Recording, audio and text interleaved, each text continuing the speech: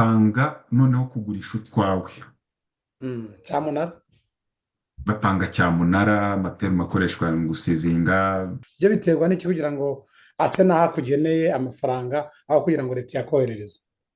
Niba nta sano mufitanye cyangwa se mukaba mudatuye kuri aderesi imwe, cyangwa wenda ukaba utarigeze umufasha, wenda kumufasha byo birakomeye bidemontera ko utigeze umufasha cyangwa iki.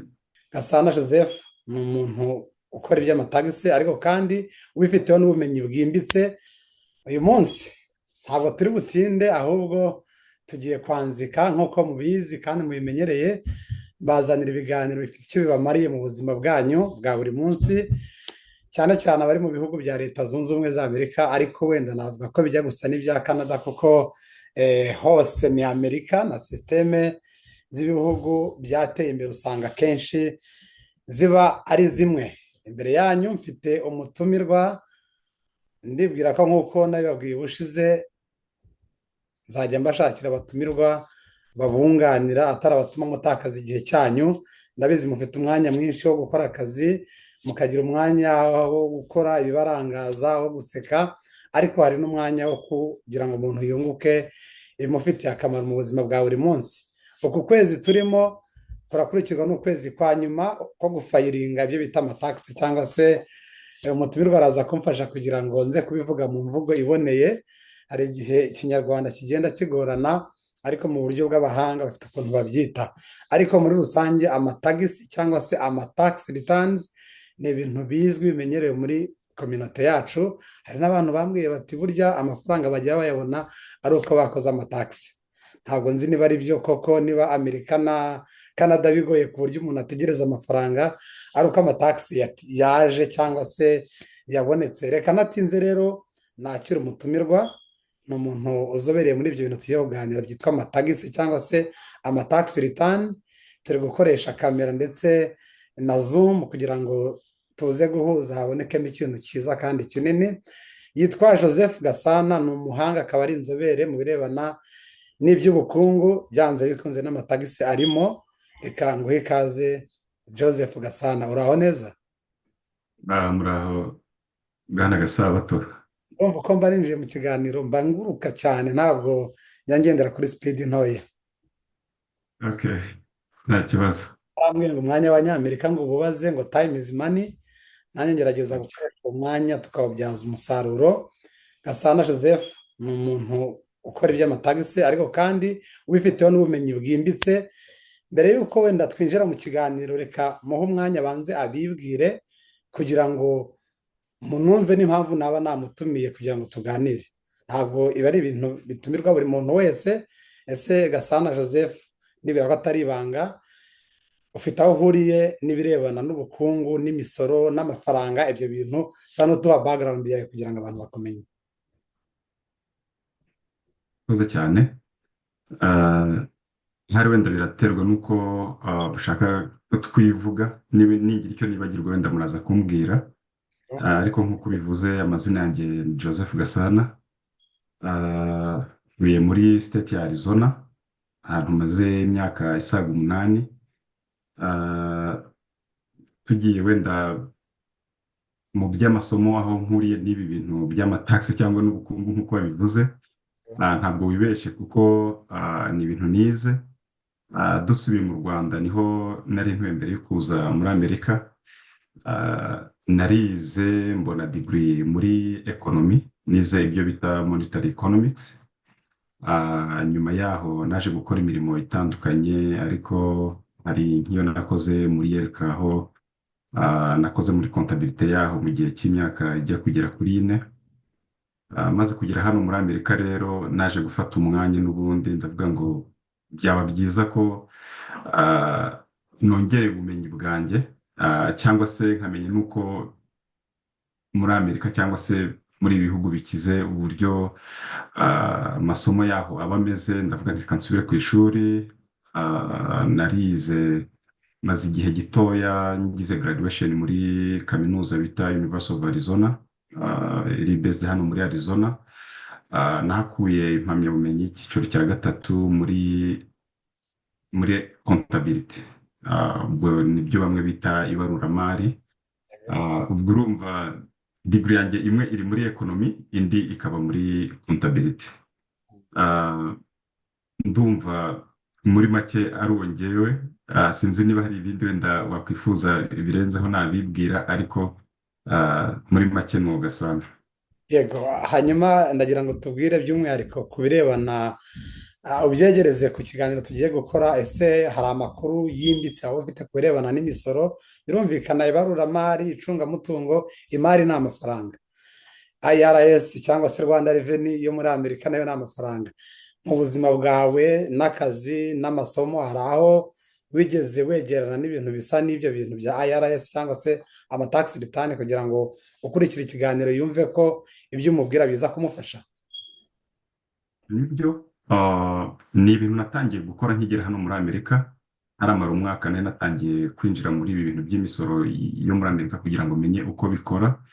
N'igihe nari ku ishuri ndi kwiga narabikoraga, cyane cyane muri tax seasons. Urabona ko buri gihe cyose hagati y'ukwa mbere n'ukwa kane abantu baba bari gufayiringa ama taxes. So icyo gihe kuva muri 2017 ni ibintu nagiye nkora. Nyuma yaho nkimara kuguraduwetinga, naje gutangira bizinesi. Mbere yo gutangira bizinesi ariko nakoze muri kampani zitandukanye, nkora muri kontabilite. Noneho mu mwaka ushize wa 2024 nibwo naje gutangira ntuza yanjye, kampani yanjye y'imisoro. Ndatangira ndakora, uwo mwaka wose narakoze.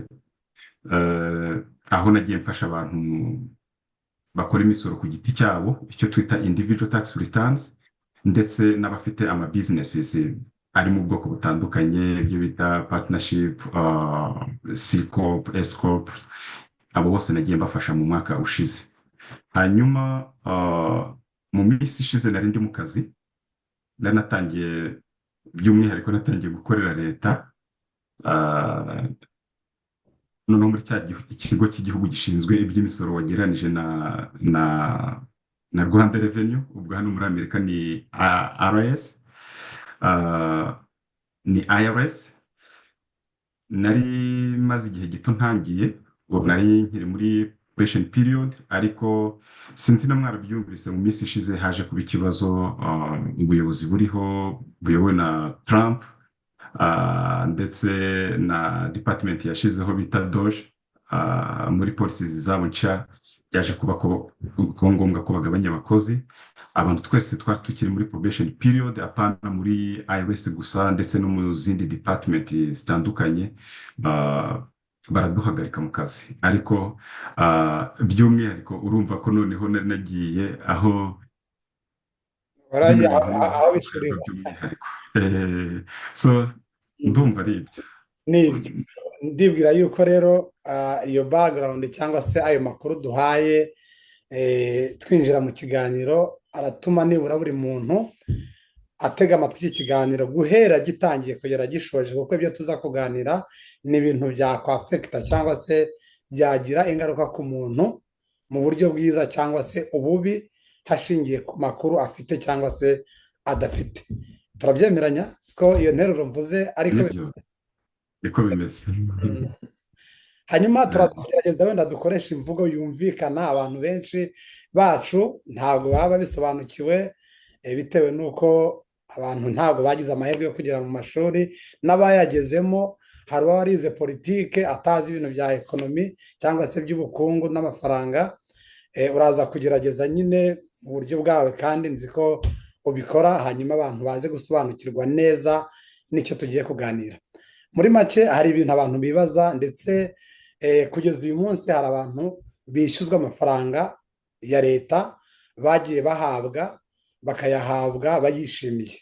Uyu munsi iyo nabonye 5,000 undi akambwira ngo we bamuhaye 10,000, baravuga bati Gasana atanga amafaranga menshi, Gasana atanga amafaranga menshi, Kanaka atanga make, ugasanga barajya kuri wa wundi utanga menshi. Reka duhere aho ngaho, ni naho ruzingiye. Kubera iki bamwe batanga menshi abandi bagatanga make? Ari amafaranga ni ukwikoreramo, ari mu kigega cya leta, ni isanduku, hari ababa bafitemo menshi abandi bakagira make, sa n'utwinjiza aho ngaho nubwo turi buze gusubira inyuma gatoya mu mwanya. wenda mu mvugo nziza niko abenshi nubwo bavuga ngo kanaka atanga make undi agatanga menshi, niko turi buze kubyita, ariko ntabwo wa wundi ukora amatagisi upuripeyaringa amatagisi ntabwo ari utanga ariya mafaranga. Ashobora tuze kubyemera ko ari we utanga menshi, ariko mu by'ukuri ni leta iba yayatanze, ahubwo we ni nk'umuyoboro anyuzwamo kugira ngo ya mafaranga agere ku bantu, ariko ashobora gukora utuntu tw'amakosa muri cya cyizere leta iba yaramugiriye, ugasanga bitumye bamwe abahaye menshi abandi abahaye make, cyangwa se niba turi babiri ugasanga ngewe umwe muhaye makeya yajya ku wundi undi akamuha menshi. Yego biraza kwitwa ko ari ngewe uyamuhaye, ariko mu by'ukuri ntabwo mba nakuye kuri konti yanjye, ni amanyanga mba nashyizemo kugira ngo ayo menshi aze kuboneka, ariko ntabwo biba byemewe. Ari naho hazaturuka ibibazo, igihe kikazagera ugasanga bamwe babonye inzandiko za leta zibishyuza, kuko leta yaje gukora amagenzura isanga ko wa mutax prepare wabikoze yabikoze nabi, noneho bituma kanaka abona amafaranga adakwiriye. uravuga uti ntabwo ari we uyatanga, aramwitirirwa, hanyuma abantu bagatanga amakuru ko kanaka atanga menshi, kanaka agatanga make. Ese ntabwo umuntu yabikora neza hanyuma umukiriya akabona amafaranga menshi bidasabye ko ashyiramo amakosa, cyangwa buri gihe iyo wabikoze mu buryo bwemewe ubona amafaranga make? Ntabwo tuzavuga ko buri gihe cyose umukiriya agomba kubona menshi cyangwa se agomba kubona make. Hari impamvu nyinshi zituma umutaxpayer abona amatagisi ari ku rugero runaka. Taxpayer ubwo ni taxpayer ni twe tuba twarakoze tujya gukoresha imisoro. Iyo tugiye gukoresha imisoro haba harimo ibintu ukora muri Amazon, ukora muri JBS, utwara ikamyo, uwo ni taxpayer. Ni taxpayer, nibyo. Tax preparer ari we twagereranya na Gasana Joseph muri uyu mwanya. Yego. Yego. Rero uwo mutaxpayer turi buze gufata ko ari umukiriya, ntabwo ari twe dutuma abona menshi cyangwa ngo dutume abona make. Bikozwe n'umuntu ubimenyereye ubizobereye, ni ukuvuga ngo nubwo yava kuri ngewe akajya kuri kanaka akajya ku ba tax preparers batatu cyangwa bane batanu, bose bashobora kumubarira amafaranga angana. Ariko noneho twavuze ko hari utuntu tugenda dushyirwamo dutuma abantu bamwe baha umutaxpayer amafaranga menshi abandi bakamuha make. Ariko dufashe nk'urugero, ushobora kujya gukoresha amatagisi uri umusingo, undi akajya gukoresha amatagisi wenda abana n'umusipawuzi we, undi akajya gukoresha amatagisi wenda afite abana gusa nubwo yaba atabana n'umusipawuzi we, undi akajya gukoresha amatagisi wenda abana n'umubyeyi we. Icyo gihe amafaranga bazabona azatandukana bitewe n'icyo kintu dukunze kwita icyo bita filing status. Hanyuma hari izindi mpamvu zibitera. Dushobora kujya gukoresha amatagisi, wenda njye narinjije nk'ibihumbi 50 ku mwaka, wewe warinjije nk'ibihumbi 100 ku mwaka. Icyo gihe ntabwo tuzabona amatagisi angana. Dushobora kuzisanga wenda ngewe nambonye amafaranga runaka, katwita amafaranga cyangwa amadolari, wowe niba njye nabonye 5 ugasanga wowe ugiye gusubiza leta 5, bijyanye n'uko income yawe yabaye nini.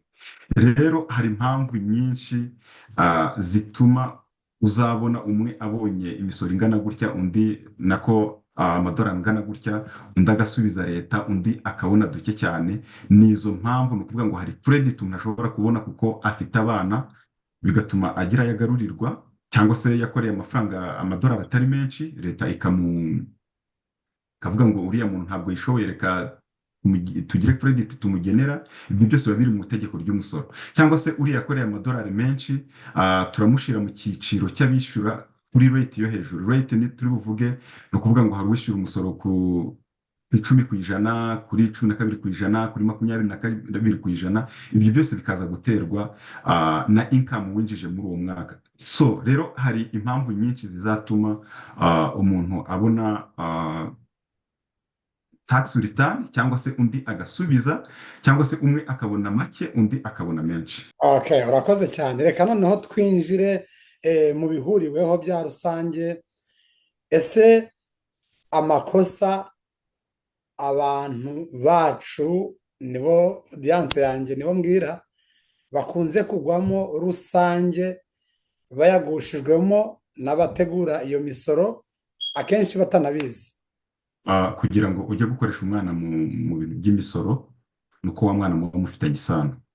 Kuba mufitanye isano ntabwo ari ngombwa ko uba umubyara gusa, ushobora kuba atari uwawe ariko ari uwa mukuru wawe, ariko ubwo bigasaba ko wa mukuru wawe muba mubana. Ashobora kuba atari uwa mukuru wawe akaba ari uwa mushiki wawe, biremewe. Ashobora kuba ari uwa mubyara wawe.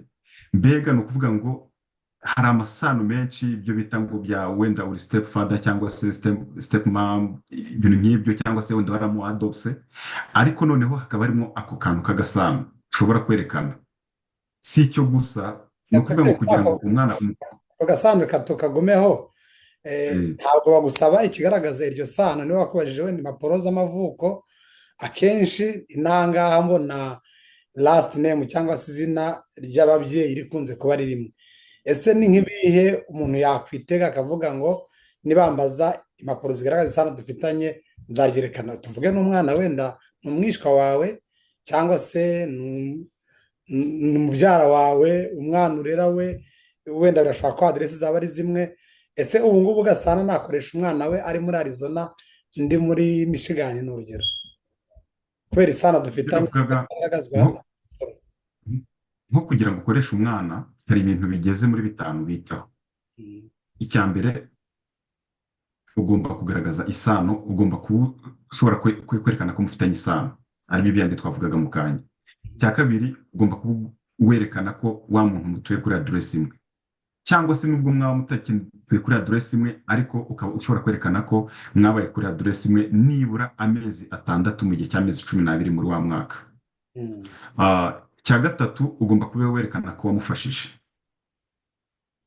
icyo bita ubwo ni nka help, mbega waramuguriye imyenda n'ibindi bintu nk'ibyo. Hari n'indi mpamvu ntabwo ndi kuzibuka neza, ariko izo nizo z'ingenzi. Ibyo bintu rero iyo ubyujuje, wa mwana wemerewe kumukoresha ku ntuza ku matagisi. Ariko noneho ubyibuke ko niba nta sano mufitanye, cyangwa se mukaba mudatuye kuri aderesi imwe, cyangwa wenda ukaba utarigeze umufasha, wenda kumufasha byo birakomeye bidemontera ko utigeze umufasha cyangwa iki, mu gihe ari umwana muto udashobora kubihamya. Ariko noneho ibyo bintu bibiri by'ingenzi tubyiteho, iby'uko mufitanye isano n'iby'uko mwatuye kuri aderesi imwe. Urabona ko iyo mugiye gukora lizi y'intuza ya apartment ahantu mugomba gutura, basaba na lisite y'abantu mubona kuri ya apartment. Nubwo udashobora kwerekana icyo kintu ku ishuri, aho umwana yiga bagaragaza aderesi z'ahatuye. Bigomba kuba bigaragara ko aderesi z'ahatuye na aderesi zigaragara kuri lizi yawe cyangwa se kuri ID yawe bimeze kimwe. Noneho biba n'amahirwe nk'abantu b'Abanyamerika. Urabona ko tuvuge wenda nk'abana bawe n'ab'umuntu muvukana, niba ufite nka murumuna wawe cyangwa mukuru wawe, ushobora gusanga mwese mufite the same last name, izina ryanyu nyine twita last name. Icyo gihe bita byoroha cyane kuri cya kintu cya ntuza cya relationship. Bitabaye ibyo, niba ari nk'amahirwe umwana akaba yaravukiye hano, ni ukuvuga ngo bazareba kuri birth certificate, cya cyemezo cy'amavuko, ko kizagaragaza amazina ya se n'amazina ya nyina. Noneho niba uri se, bizaba bigaragara neza ko wa mwana mufitanye isano. Ku ishuri bibe byoroshye kubona ko aderese muzihuje, cyangwa se no muri leasing ya apartment ko ibyo byose mubihuje. So ibyo rero niba udashobora kubibona, bizagorana ko ya madolari bari kugusaba, bya bimenyetso bari kugusaba ubibona. Nutabibona, icyatumye ubona credit, icyatumye ubona tax return, ubwo uzaba ugiferinze, uzaba ugitsinzwe, bazakwandikira inzandiko zigusaba gusubiza y'amadolari uzaba baraguhaye. Mm. Hanyuma Mm, twari turi mu bintu bya rusange, wenda amakosa abantu bakora babizi cyangwa batabizi. yego. Hari n'ikindi bavuga ngo ni head of the household, wenda muri buriya buryo umuntu agaragaza, cyangwa se iyo ugiye gutangira akazi ya fomu baguha ukuzuza, wenda ukavuga ngo ndi singo ndi iki. Ese iyo wanditse yuko ufite abantu witaho cyangwa se uri ingaragu, hanyuma ukazajya gufayiringa mu buryo butandukanye, ibyo byo ntabwo byagiraho umuntu ingaruka? Hari n'aho mbona babihindagura ukumva ngo wenda mu mezi atandatu ndashaka ko bajya bankata duke, bagaragaza ko ufite abana 4 cyangwa 5, nyamara wazajya gufayiringa cyangwa se ugiye gutanga ibyo bagusaba ukagaragaza ko uri ingaragu. Ayo makuru yahushanyije gutyo bwo ntabwo bishobora gutera umuntu ingorane? Ibyo byose bya bintu bihindaguritse bidatewe n'uko harimo amanyanga ntacyo bitwaye. Nibyo cya gihe twahoze tuvuga ngo uyu munsi ushobora gutangira akazi uri singo, nyuma y'amezi angahe mbere y'uko umwaka urangira, ukagira umusipawuzi mubana, mbega ukaba mariye, Mm. ukagira umugore cyangwa ukagira umugabo bitewe n'icyo uri cyo. Uyu munsi ushobora kuba uri aho ariko ukaba ufite girlfriend cyangwa se boyfriend, mukabyarana mutanakoze n'ubukwe. Mm. Igihe runaka wenda ni mu kwa 10 cyangwa mu kwa 12 mbere y'uko umwaka urangira, ukabyara. Icyo gihe ni ukuvuga ngo umwe muri mwe ashobora gukoresha wa mwana kuntuza ku matagisi. So niba za fomu warazujuje uri singo, nta kibazo kirimo kuzajya gukora fayiringi y'amatagisi, ugatanga amakuru atandukanye nayo, kuko urabyumva ko nta manyanga yabayemo, ahubwo ni sitati yawe yahindutse. Icyo gihe nta kibazo na kimwe kirimo. Ahubwo amakosa nk'uko wahoze ubimbaza ashobora kuboneka, ni ikintu cyo kujya kuvuga ngo uyu mwana ni uwanjye cyangwa se dufitanye amasano, kandi usibye nuko nta n'amasano mufitanye, mutanabana no kuri aderesi. Icyo gihe nubona za krediti ukabona y'amadolari, ni byiza uzicare uzi ko igihe icyo ari cyo cyose bashobora kugukorera audit, uzatuza ari uko nibura imyaka 3 ishize nibwo batangira kubyibagirwa. Ariko iyo imyaka 3 itarashira, uba ukiri kuri risike yuko n'ubundi bashobora kugukurikirana. Nk'iryo ni ikosa rimwe. Irindi kosa usanga abantu bahuriraho, wenda ngaruke nko ku kintu njye nibandaho cyane muri iyi gahunda y'imisoro. Njye nibanda cyane ku kintu cyo gufasha abantu bafite ibibazo. Wenda ntabwo nabikuganiriyeho, ariko ndi icyo bita enrolled agent. Ni ukuvuga ngo ni seritifika nahawe uhabwa na Department of Treasury. Ubwo Department of Treasury turaza kuyigereranya nka Minisiteri y'Imari cyangwa se ya Treasury, ibinyujije muri IRS. Ni seritifika baguha iyo umaze gukora ibizami bifitanye isano n'imisoro ukabitsinda, bahita baguha uburenganzira bwo kujya uhagararira abantu bafite ibibazo by'imisoro ku nzego izo arizo zose, zaba muri IRS cyangwa se muri US Tax Court. Bashobora kugusayiningira icyo bita power of attorney, noneho ukabafasha gukemura ibyo bibazo. So mu bibazo bimwe ngenda mpura nabyo rero bijyanye n'ibyo warumbajije ku makosa abantu bakora, ujya ugasanga nk'umuntu wenda yakinze amafaranga menshi, noneho umutax preparer kugira ngo aze kumufasha kubona amatax, kandi wenda ari kwishyura leta, akaza kumufasha kuvuga ko wa muntu usibye W2 wenda iriho nk'ibihumbi 50,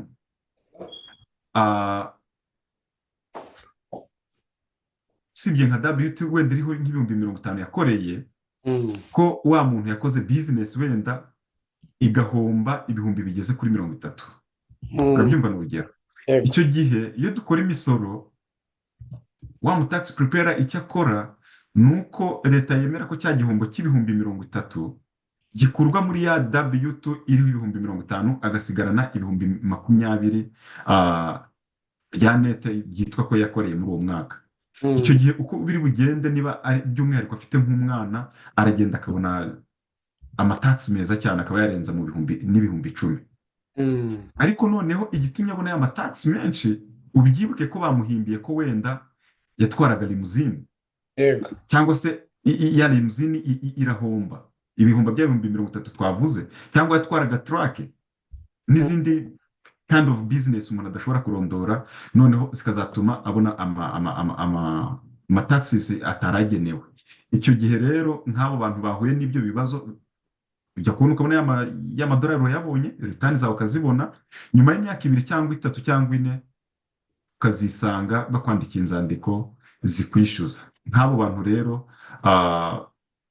nabo bahura na cya kibazo nyine cy'abatax prepare nyine bakora ibintu bitari byo, ariko nakubwiraga ko by'umwihariko nk'abo ndabafasha, barantuma muri leta nkareba uko ibibazo bimeze, wenda ugasanga niba ari kwishyuzwa nk'ibihumbi 10, mm. nkaza kumufasha wenda ntiyishyure bya bihumbi 10, ahubwo akaza kwishyura make kuko wenda hari itegeko ryamugeneraga.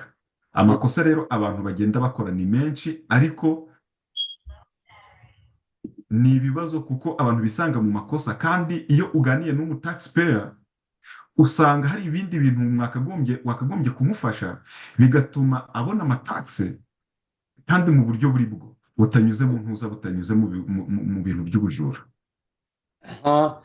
Hanyuma uravuga Mm. uti biterwa n'ukuntu umuntu yabikoze, ariko abenshi bahura n'ibibazo, ngira ngo wenda reka mpita nanjye kubaza ubu ngubu, hari ubwo ujya kubona amafaranga aje aturutse ku mu tax preparer.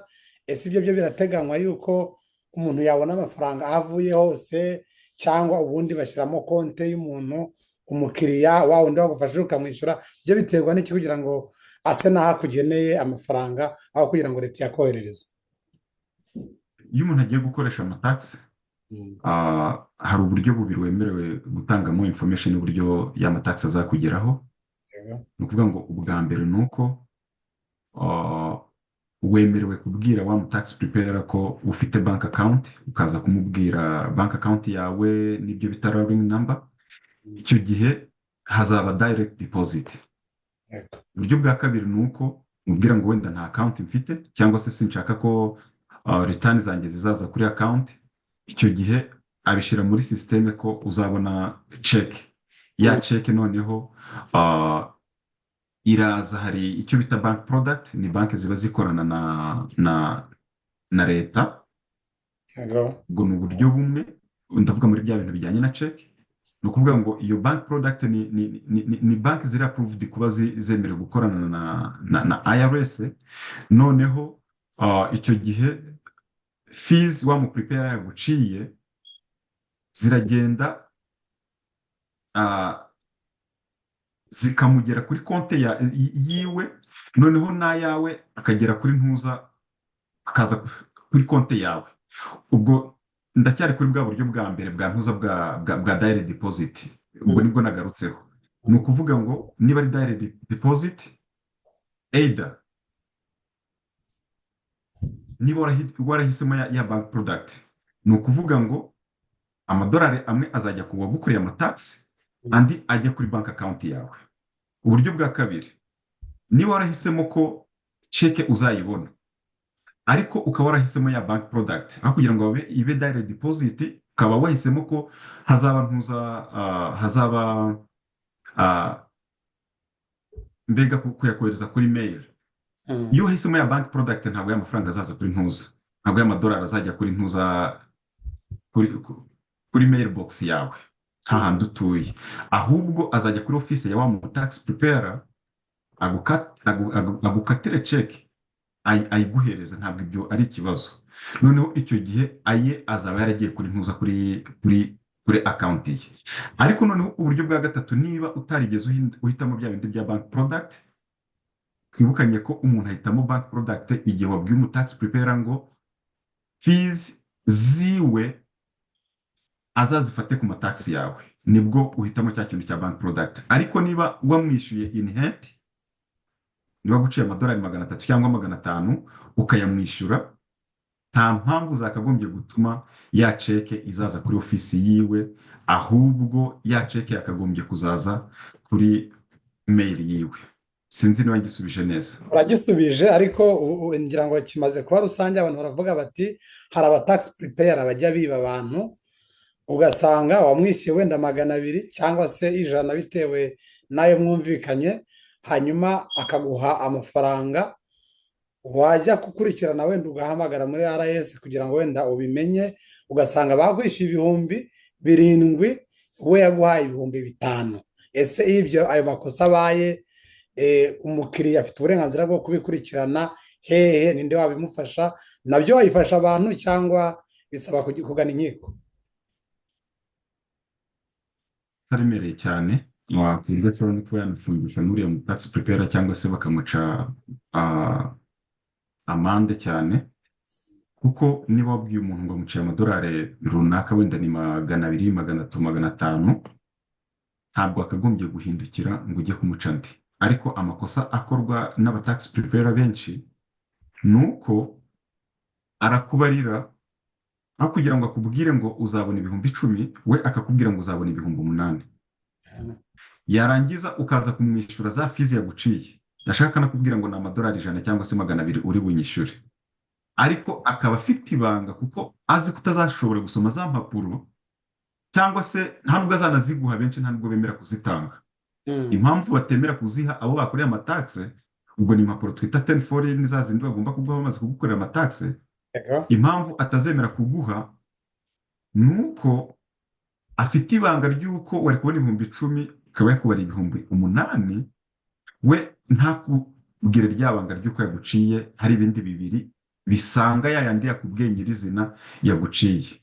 Rero icyo gihe iyo IRS igiye kukwishyuza kuko hari utunyanga yagushiriyemo, ntabwo uzishyura bya bihumbi 8, uzishyura ibihumbi 10. Kandi 2 yarabitwaye. Kandi 2 yarabitwaye, hageretseho n'ibyo bita penalties n'ibyo bita interest, ku buryo azazamuka akagera nko mu bihumbi 13 cyangwa na 14 bitewe n'igihe gishize. Ariko noneho icyo gihe umutaxpayer yemerewe, hari inzandiko yemerewe kuzuza, yemerewe kurega uriya muntu, abyemerewe ntabwo abantu benshi tuba tunabisobanukiwe, ariko yemerewe gutanga ikirego uriya muntu akagira agakurikiranwa, byaba byiza akazishyura ariya mafaranga, cyangwa se niba hari ibindi bihano leta imugenera ikabimuhanira, ariko umutaxpayer abifitiye umwanya yemerewe kubikurikirana. Tongere tugaruke by'umwihariko kuri kiriya kintu twari tuvuze, aho abantu bakora amakosa rimwe na rimwe bakayakoreshwa n'ababafashije kugira ngo badekarare iyo misoro, hanyuma bikabagiraho ingaruka bo bigaramiye. Ngira ngo bavuga guti afite abishatse yakurikirana uriya muntu wamukoreye amataxi. Ese kuki bidakorwa, cyangwa birakorwa bakabura aho bamenera? No kutagira amakuru biterwa n'iki? Aho ugasanga barijujuta bagenda babivuga muri community mu buryo butandukanye. Wenda nakubwiye ko muri iyi minsi ibintu ndimo cyane ni ugukurikirana ibibazo by'abantu baba baragize mu myaka yashize. Usanga nk'ubu umuntu afite ibibazo byo muri za 2019, 20, 21 cyangwa na mbere yaho, usanga uyu munsi nibwo ari kubona inzandiko zimwishyuza.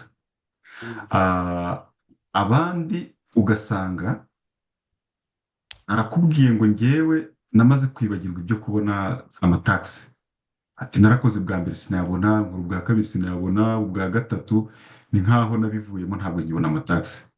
So ukaza kubyumva ko ni nkaho kubona amataxi no kutayabona ku bantu bacu ni nka favere babakorera. Mbega ni umuntu yashatse yagufasha cyangwa se ntagufashe, leta yashatse yaguha cyangwa se ntiyaguhe, ariko ntabwo ariko bimeze. Ibi bintu biri mu itegeko ry'umusoro muri Amerika. Niba ikintu kiri mu itegeko ry'umusoro kikugenera ko uzabona imisoro runaka, nako tax return runaka, nta muntu n'umwe, nta nzira byakagombye kunyuramo kugira ngo ute kubona izo tax return. Ndaza kuvuga rero kuri icyo kintu umbajije. Abenshi kuba badakurikirana bariya bantu, cyangwa se bakabura imisoro bikarangiriraho, cyangwa se ugasanga leta iramwishyuje ibihumbi 10 na bingahe, akagenda akabyishyura uko byakabaye, nubwo banamwemerera installment payment imyaka 6.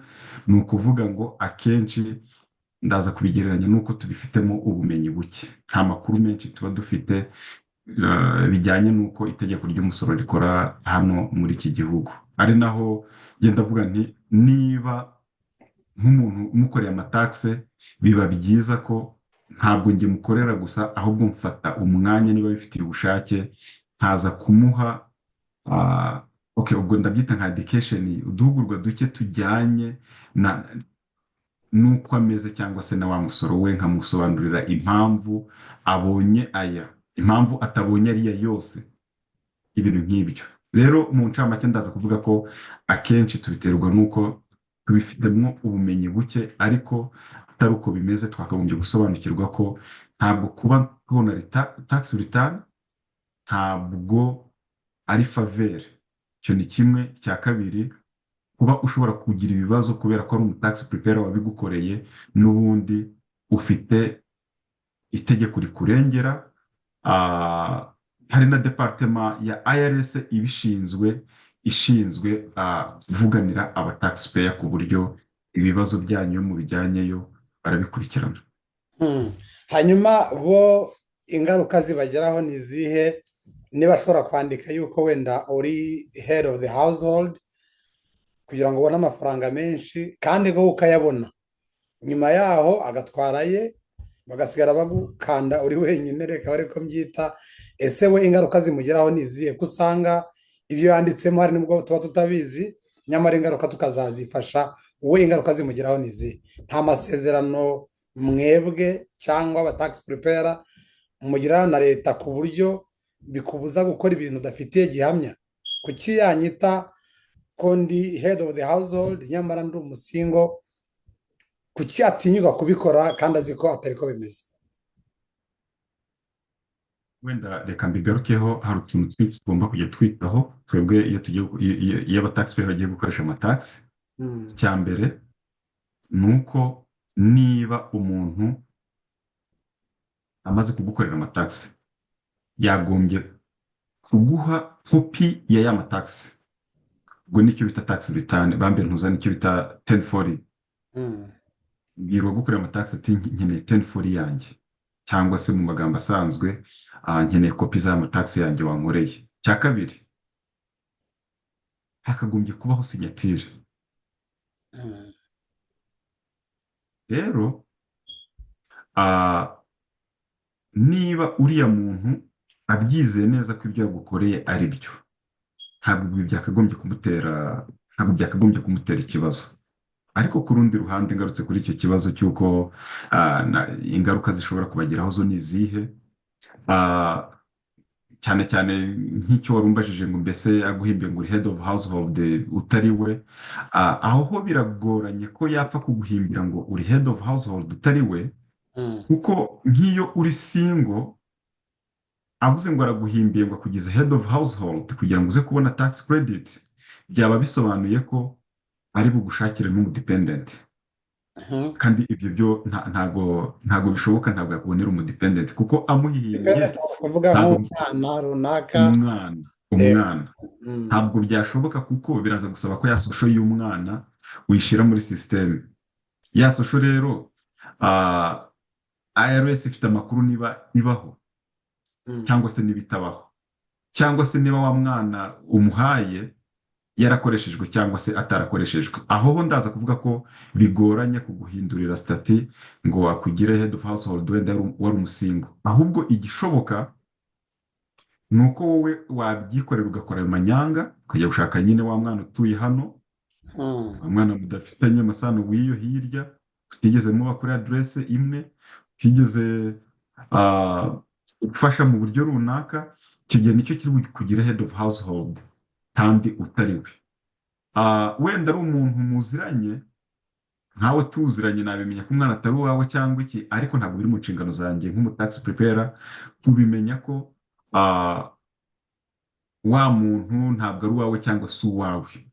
Ngomba kwizera amakuru umbwiye.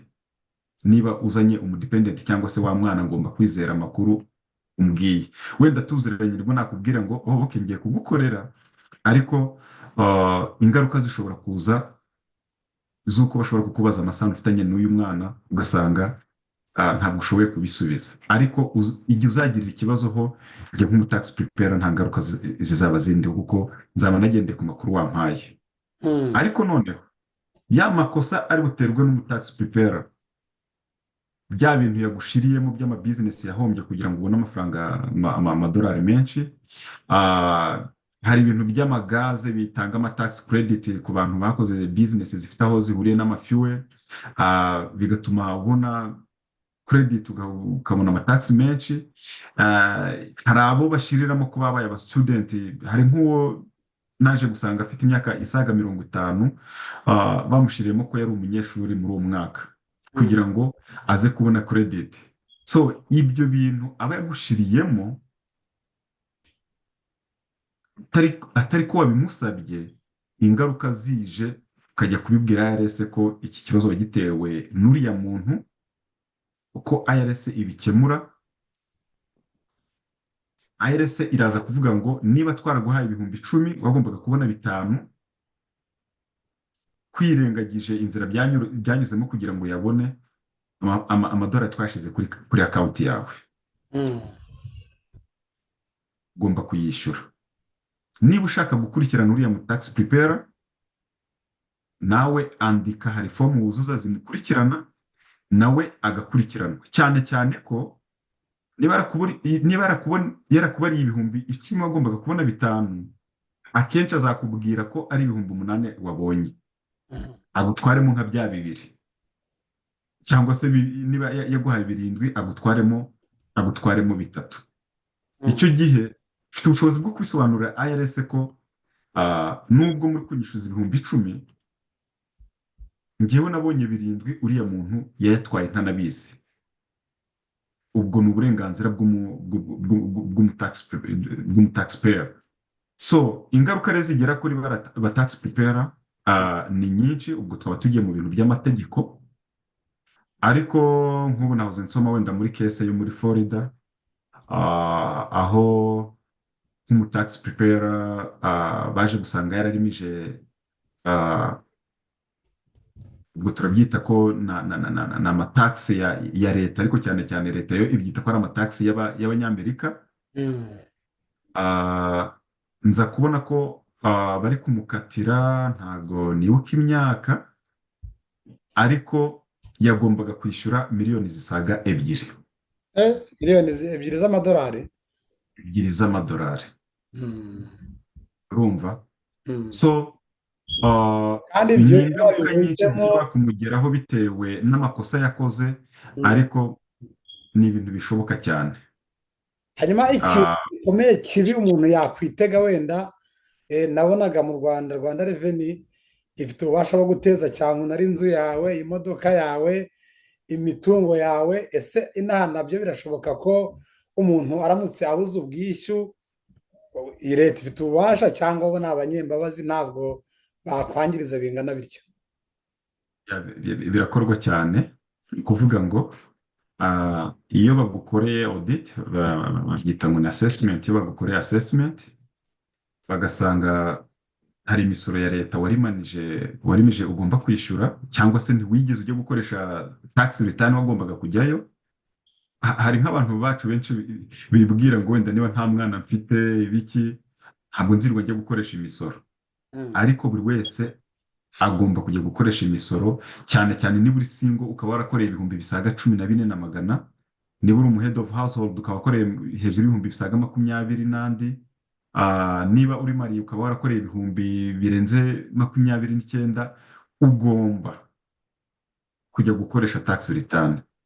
Ugasanga nk'umuntu aravuze ngo ubwo nta mudependent, ntabwo nzirwa njya gukoresha imisoro. Andi magambo, ntabwo asobanukiwe neza n'icyo itegeko rivuga ko umuntu ugomba kuyikoresha imisoro n'utagomba kujya kurikoresha. Icyo gihe rero niba utagiye kuyikoresha, nyuma y'igihe runaka muri bikodi za IRS bakazabona ko utigeze ukoresha imisoro, ubwo bazakwishyuza, bazagukorera ya misoro. Ikore gusanga umutax preparer usanga wenda bari kwishyura ibihumbi 5, bitewe n'imyaka ishize na interest na penalties zigomba kwigerekaho, bibe nk'ibihumbi wenda 8. Icyo gihe bakwandikira urwandiko rukubwira ngo twaje kubara ibintu by'imisoro yawe dusanga ugomba kwishyura 5 hageretseho n'ibi bihano n'ibihumbi 8. mm, Icyo gihe urwandiko iyo urubonye barakubwira ngo ugomba gusubiza mu gihe cy'iminsi 30 ko wemeranije n'icyemezo cyabo. Iyo iyo bayita ngo ni third day letter, mm, urwandiko rugomba gusubizwa mbega mu minsi 30. Iyo usubije ukavuga ngo ndabyemeye, ni byiza, ugomba kwishyura n'aya madolari. Wakumva udashoboye guhita uyishyura, uzagenza ute? Uzasaba icyo bita plan. mm. Uburyo bwa kabiri, niba udashoboye gusubiza rwa rwandiko, ari byo bikunze kuba ku bantu bacu benshi, nta nubwo bashoboye no gusoma za nzandiko ngo bumve neza ibyo IRS iri kubabwira, bakazita hariya bakumva ko ntacyo zivuze. Ya minsi 30 yishize nta kintu usubije, process irakomeza bikagera aho bakwandikira icyo bita ngo ni 90 days letter, Nabo. cyangwa se icyo bita letter of deficiency.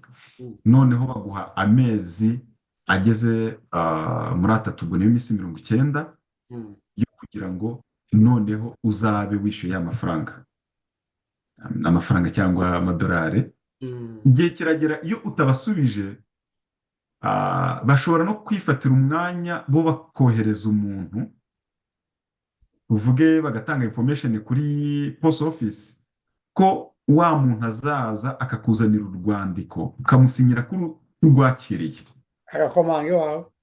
ngakomanga iwawe.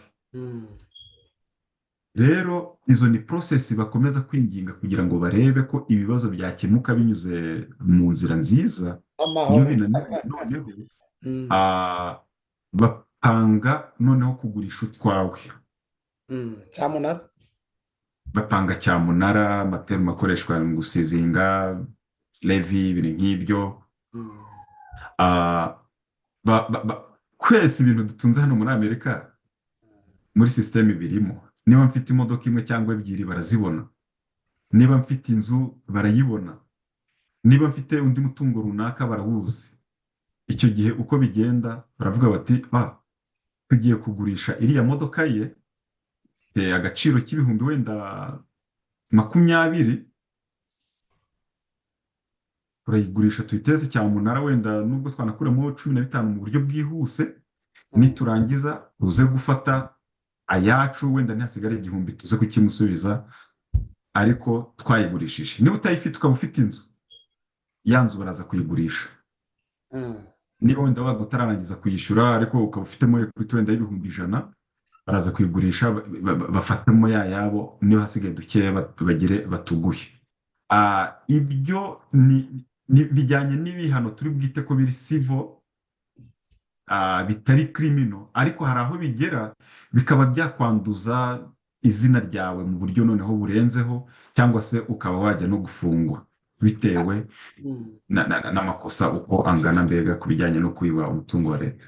Reka wenda tukiri kuri izo ngaruka nk'uko wazivugaga, tujye ku bantu abenshi nk'uko tubivuga ntabwo baba bisobanukiwe, ariko ugasanga umuntu wenda aracyari n'impunzi, ntabwo arabona ibyangombwa bimwemerera gutura muri Amerika, akaza akumva ko agomba gukoresha uko ashoboye kose akayora ibifaranga nk'abandi bose. Ese mu kubona ibyangombwa ubwo hari kubona wenda uburenganzira bwo gutura mu buryo bwa burundu, permanent residence, cyangwa se no kuba umwenegihugu. Ese ibyo bintu bishobora kwangiriza kimwe muri ibyo ngibyo, ku buryo wazajya gusaba ko bakugira umwenegihugu niba wari impunzi cyangwa se uri umwimukira mu buryo bumwe cyangwa ubundi? Ibyo bintu bishobora kugiraho ingaruka? Ni ibintu bishoboka cyane byakugiraho ingaruka, ariko zimwe mu ngero za hafi, wenda mbere ko tugera kuri ibyo bikomeye, ni uko mu bantu ngenda mpura nabo usanga wenda bagiye nko kugura inzu, bagiye gufata mortgage, ugasanga bari bazi ko bakorera kashi nyinshi, wenda umuntu yakoreraga mu bihumbi binageze no ku 100, we n'umuspouse we, bajya gufata inzu ugasanga babatumye 1040 zabo, bareba kuri za 1040 zabo, bakababwira ati mufite income nto cyane, ntabwo mushobora kuba qualified ku nzu. Why? Kubera ko hari amanyanga bagiye babashiriramo abagaragaza nk'abantu binjiza utudolari duke kugira mm, ngo babone credit, mukaba mufite umugisha y'uko mutarafatwa, ariko noneho ba lenders babandi bari buze kubaha inzu, biraza kubagora kwemeza ko ya nzu mushobora kuyishyura kubera ko biragaragara ko ntabwo mukorera kashi zifatika zatuma mushobora kwishyura inzu. Urwo ni urugero rumwe, wenda hari abari buze kwiyumva ko bahuye n'izo ngaruka. Urundi rugero, ya manyanga mugenda muyakora, ufite umugisha ko mutarafatwa, ariko noneho ejo bundi umwana agiye gutangira college kandi ashobora kuba approved kuri aid cyangwa se loan mm, binyuze mu byo bita FAFSA, department y'igihugu ishinzwe, agence ishinzwe ibintu byo gusponsoringa abanyeshuri ku ishuri. mm, Niba bagusabye izo information z'ababyeyi, ugasanga ba babyeyi bawe uri kuripotinga ko ari ababyeyi bawe, ntabwo bigeze bagaragara nk'ababyeyi bawe, kuko umwe yagiye akora nka head of household, mm. undi agakora nk'uko, noneho bikaza kukugiraho ingaruka y'uko ntabwo bari bukwemerere ya ntuza, ntabwo bari bukwemerere ya loan, Bivuga bikazagusaba ko kwiga bishobora wiyishyurira kukugiraho ingaruka wowe nk'umubyeyi, nk'ababyeyi, kandi bikagira n'ingaruka ku bana banyu. ba bana banyu, nabo bikazabagiraho ingaruka. Mm, So ni ibintu rero bishoboka, kuko ndizera ko binyuze no muri ya process ya citizenship, mm, ni ukuvuga ngo izo record zose baba bazifite, ku buryo bijyanye n'ibibazo by'imisoro wahuye nabyo, uburemere bwabyo bishobora kukuafectinga kuri izo process zacu tunyuramo tubona ama green card na za citizenship. mm. Hanyuma wenda tunihutira gusoza, hari ikindi kibazo numva nkwiye kubaza. Ese birakwiye cyangwa ni ngombwa n'igihe umuntu atigeze abona amafaranga atarakoze, tuvuge umuntu yaje ari impunzi, ageze hano mu kwezi kwa cumi, ukwa munani, umwaka urinze uhenuka atarabona akazi, ese mu kwa kane nawe, mu kwa mbere, mu kwa kabiri nawe ni ngombwa ngo ajye gukora amatagise kandi nta mafaranga yigeze yinjiza? No, ntabwo ari kugenda. ni ukuvuga ngo mu by'ukuri umuntu akagombye gukora amataxe ni umuntu wakoze. Mm, Niba utarakoze, ntabwo ari ukwiye kujya gukoresha amataxe. Nibura niba yaraje muri uku kwa munani akagira nk'ukwezi kumwe cyangwa abiri ukoraho, mm, nibura akagombye gukoresha amataxe. Ariko niba atarigeze gukora, ntabwo yakagombye gukoresha amataxe. Nagiye mbibona, hari n'abo nabonye bagiye baza nko mu kwa mbere, ugasanga nk'umuntu yaje mu kwa mbere kwa 2025 mm, cyangwa no mu kwa kabiri, ugasanga baramubwiye ko bazamukorera amataxe akayabona. mm, Ayo ni amanyanga baba bagiye kumukorera, kandi aba ari kuri red flag. Ni ukuvuga ngo bizoroha cyane, nk'uwo cyane bizorohera IRS guhita bamuvumbura ko ari amanyanga yakoze. Ntabwo nk'uwo yakagombye gukoresha amataxe niba atarakoze, keretse nibura ufite uburyo ushobora kuripotinga income runaka. Uvuge wenda ushobora kuba ufite nk'ahantu usiga abana bawe, ufite nk'umubyeyi wenda uba mu rugo utajya mu kazi, ukaba umusigira abana, ukaba wenda ku kwezi umwishyura nk'amadolari 500, ni urugero. mm, Ubu umuntu ashobora kujya gukoresha amataxe ko afite income yinjije, nubwo nta W2 wenda yigeze abona. Icyo gihe ushobora kujya gukoresha amataxe, kandi nawe izo information ushobora kuzishyira muri tax return zawe, ukabona credit z'uko hari umuntu wagiye usigira abana. Hari mm. ingero nyinshi umuntu ashobora gukoreshamo amataxe, utarabonye wenda income ziri kuri W2 cyangwa 1099, ariko wakagombye kuba waramakinze income kugira ngo wemere kujya gukoresha amataxe. Hanyuma hari benshi wenda ahita yabonye atarakoze, afite abana, akavuga ati reka muhereze kanaka azaha amadolari 1000 ku mwana. Ese ibyo bishobora kwafekita wenda uriya uri gutwara umwana utari uwe, ariko se ngiye ni umubyeyi w'umwana, hari ingaruka zangeraho ndamutse nguhaye ntanze umwana kuko nakoze, bakampa icyo 1000 cyangwa 2 nkagura udusafuriya two mu nzu, hari ingaruka byangiraho, cyangwa wa wundi watijwe umwana badafitanye isano nawe bizageraho wenyine? Buriya nk'urugero rwa hafi twari tumaze kuvugaho, wa mwana agiye gutangira college, kandi noneho muri rikodi ntabwo ari uwawe, ufite undi mubyeyi. Nk'urwo ni urugero rwa hafi rwo kumva ko ntabwo azaba qualified kuri ya ntuza, kuri ya loan, kuko keretse wa wundi namwitangira akaba nk'umubyeyi we, kandi iyo bigenze nk'uko iyo loan ni wa mubyeyi uyishyura, ntabwo rero ntekereza ko azajya kumugirira impuhwe zo kuvuga ngo umwana ni uwe, ngo ya mafaranga ya loan izamwandikiyeho kandi atari umubyeyi we. Nk'urwo ni urugero rwa hafi, ayo ni amanyanga, ntabwo yakagombye kugira, ntabwo yakagombye gukorwa.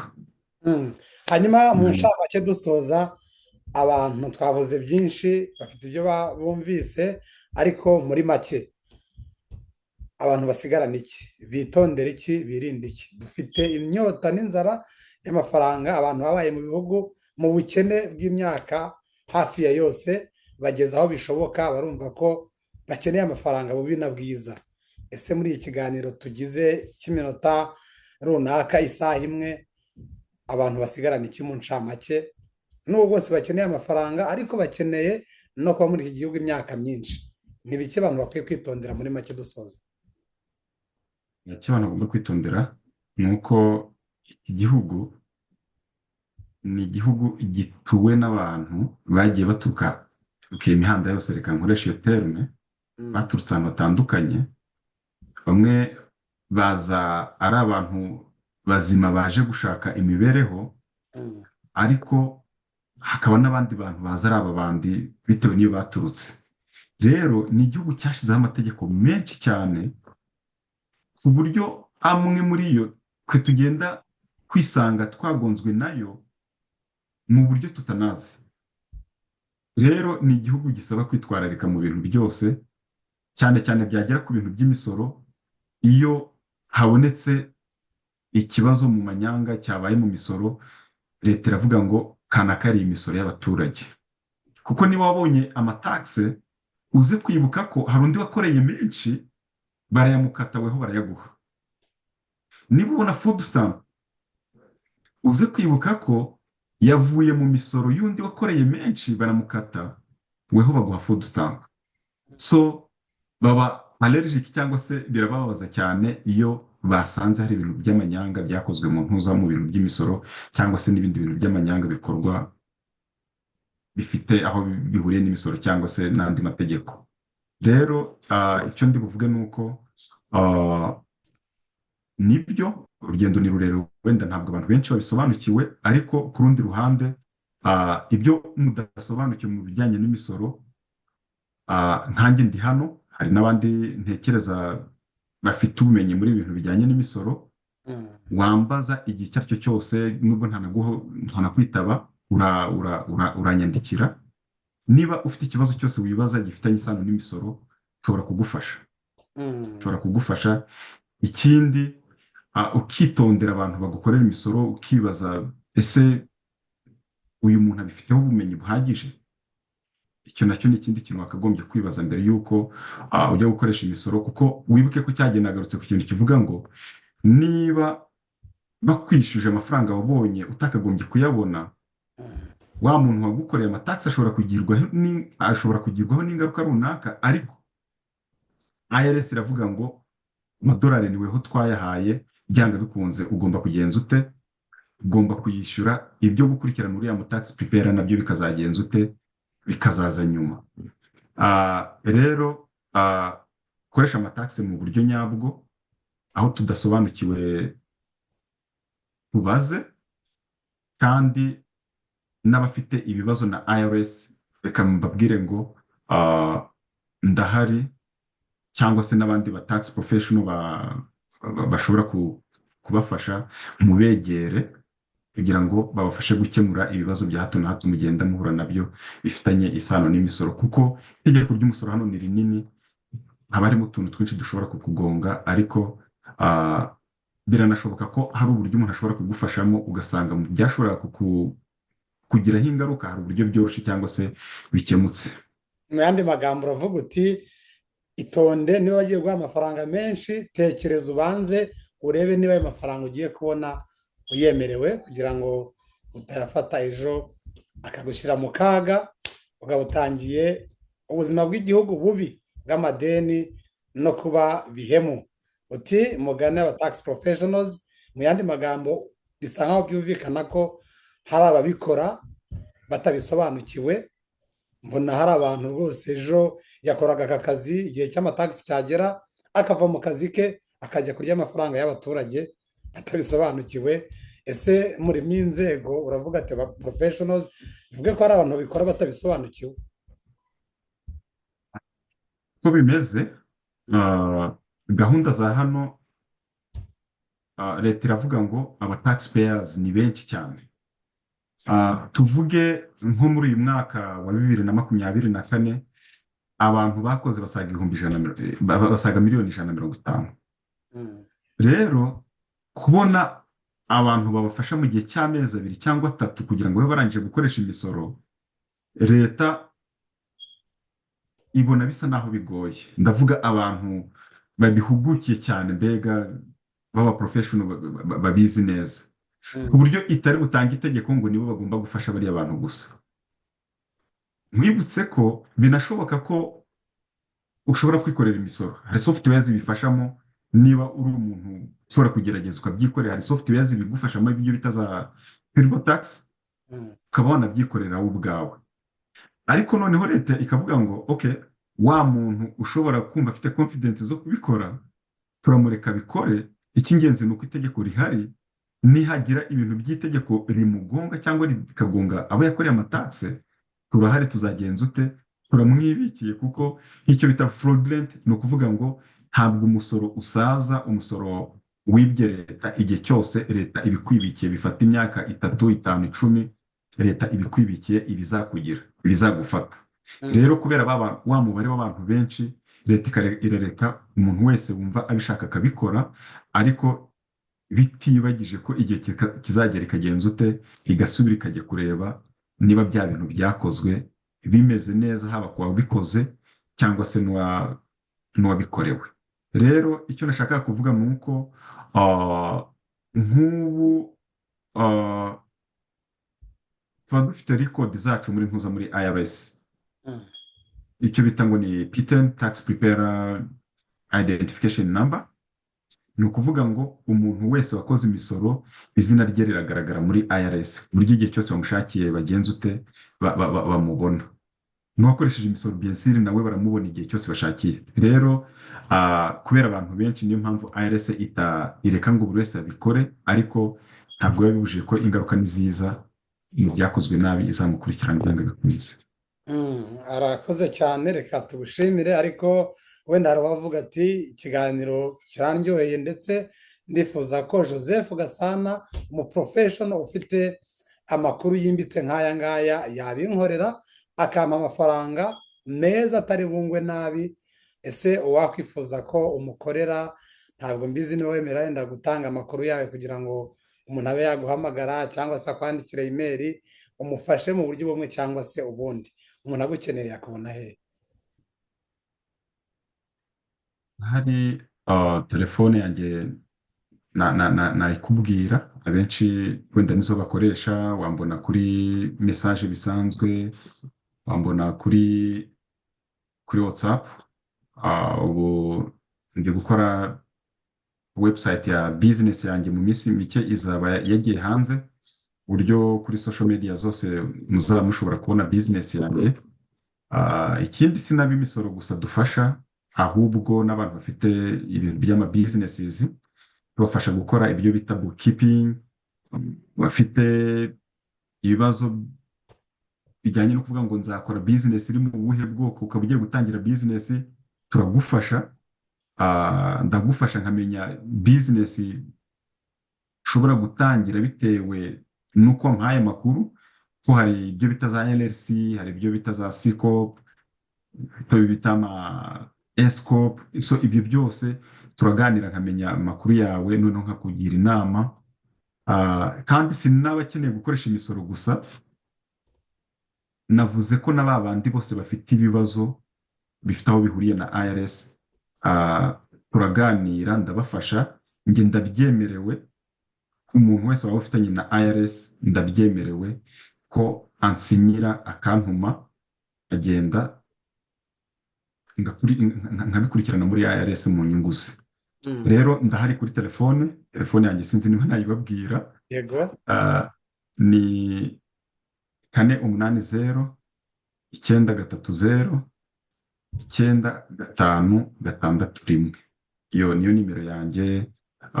Ibindi bijyanye n'uko kwahana za appointment uranyandikira ubundi tugaschedulinga Zoom, cyangwa se niba duturanye muri state tukaba twapanga tugahura, noneho nkumva uko ibibazo bimeze n'uko bishobora kubonerwa umuti. Akoze cyane Joseph Gasana, mwumvise ko ari impuguke mu birebana n'ubukungu, by'umwihariko ibibazo bifitanye isano n'amatakse. Ari uwayafayirinze ntaze bakamukorera nabi amafuti, muzamwegere azabagira inama, kandi ni uwo muri kominote, abamuzi baramuzi, ni inyangamugayo, atuye muri Arizona mu mujyi wa Phoenix. Ariko ntabwo ari bo bonyine afasha, waba uri Michigan, Arizona, Kentucky, Texas, aho uri hose muri Leta Zunze Ubumwe za Amerika yagufasha. Reka tugushimire cyane ku mwanya mwiza uduhaye n'ibisobanuro uduhaye bifasha kominote yacu ariyo nawe ubarizwamo. Imana iguha umugisha. Murakoze cyane, kandi nawe ndagushimiye cyane kubwo uyu mwanya.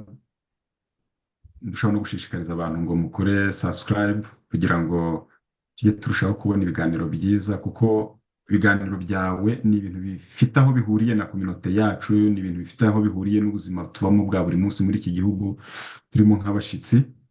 Rero abantu bakomeze biyongere kuri iyi channel yawe kugira ngo tujye tuhasangira amakuru ashobora kudufasha. Akoze cyane, turagushimiye cyane. Imana ikurinde. Nawe mwese mwakurikiye ikiganiro, nk'uko umutumirwa bivuze, ni ugukanda subscribe, ugisharinge, abantu bamenye aya makuru y'ingenzi bakwiye kumenya, ariko na chaîne yacu nayikure. Mwakoze cyane kubana natwe. Imana ibarinde, naho butaha. Ibihe byiza kuri mwese.